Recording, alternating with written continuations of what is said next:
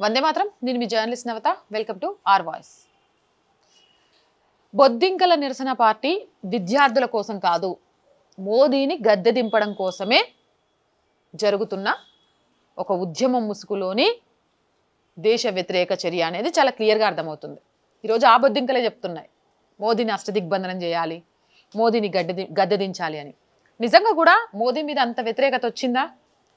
మోదీ మీద తీవ్ర వ్యతిరేకత వచ్చింది అనంటే ఎవరికి? పబ్లిక్లోనా? కాదు. ఎవరికి వచ్చిందంటే ఎన్డీఏ కూటమికి వచ్చింది.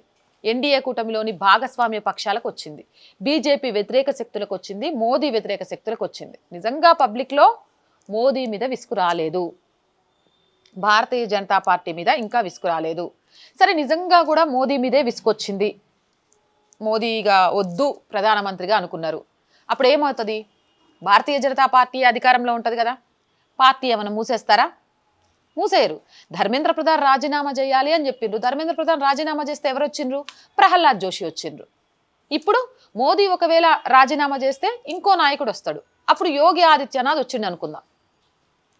ఇప్పుడైతే మోదీ అభిమానులు ఎవ్వరూ కూడా మోదీకి ఇంకా శత్రువులు కాలేదు. మోడీకి సంబంధించిన విధానాన్ని సమర్థించే వాళ్ళు ఎవ్వరూ మోదీని వ్యతిరేకించట్లేదు. మోదీని ద్వేషించే వాళ్ళు ఎవరు, మోదీని దూషించే వాళ్ళు ఇంకా అది అట్లాగే ఉంది. ఇక ఇదివరకు ఏంటి? మోదీని దూషించి ద్వేషించే వాళ్ళు ఒక్కొక్క పార్టీతో ఒక్కొక్కరుగా విడివిడిగా ఉండేటోళ్ళు. ఇప్పుడు వాళ్ళంతా ఏకమైనరు. వాళ్ళంతా ఏకమై మోదీని గద్దె దింపడం కోసం శతవిధాలా ప్రయత్నం చేస్తారు, అష్టదిగ్బంధనం చేయడానికి ప్రయత్నం చేస్తారు. సరే, కాసేపు వాళ్ళ ప్రయత్నాలు ఫలించినాయి అనుకుందాం.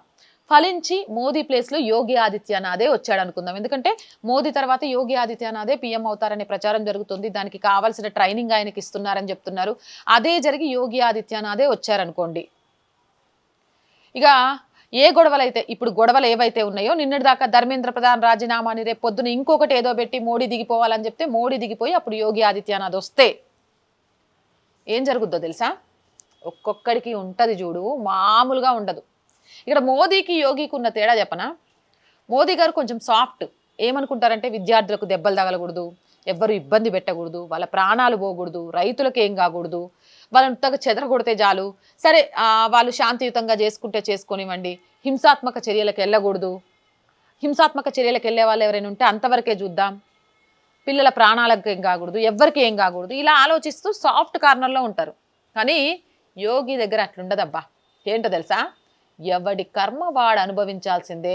మనం చూసినాం కదా, ఉత్తరప్రదేశ్లో పోలీసుల మీద రాళ్ళు రువ్విండ్రు, ఒక్కొక్కరిని తరిమి కొట్టిండ్రు, చితగ్గొట్టిండ్రు, వాళ్ళని ఎత్తుక్కుంటూ ఇండ్లకి వెళ్ళి మరి పట్టుకొచ్చి కొట్టి సుక్కలు చూపించిండ్రు. ఈడ ఫ్రీ ఫుడ్ పెడతంటే ఒక మొబైల్ షాప్లో అతను ఇంత ఫ్రీ ఫుడ్ ఎట్లా పెట్టగలుగుతున్నారని అక్కడ వాడి ఇంట్లో ఎంక్వైరీ మొదలు పెట్టిండ్రు. తీగలాగితే డొంక మొత్తం బయటికి తీయడం యోగి ఆదిత్యనాథ్కి బాగా తెలుసు. ఒకవేళ గనక యోగి ఆదిత్యనాథే ప్రధానమంత్రి అయితే 6 నెలలు తిరగకుండా రాసి పెట్టుకోండి, ఇప్పుడు ఉద్యమం చేస్తున్న ఈ బొద్దింకలు మోదీ వ్యతిరేకులు మళ్ళీ జంతర్ మంతర్ దగ్గర ధర్నా చేస్తారు. ఎందుకో తెలుసా? తప్పు బుద్ధి తక్కువయ్యి మోదీ దిగిపోవాలని కోరుకున్నాం, దయచేసి మళ్ళీ మోదీనే ప్రధానమంత్రిని చెయ్యండి, ఈ యోగి ఆదిత్యనాథ్ అమ్మ బాబోయ్ మాకొద్దు, మోదీ లాంటి నాయకుడే మాకు కావాలి అని. కాబట్టి రాబోయే పరిణామాలను దృష్టిలో ఉంచుకొని మీరేస్తున్న అతి అడుగులకు కొంచెం సర్దుకొని ముందుకు వెళ్ళకుంటే మీకు ముందుంటుంది ముసళ్ళ పండగ.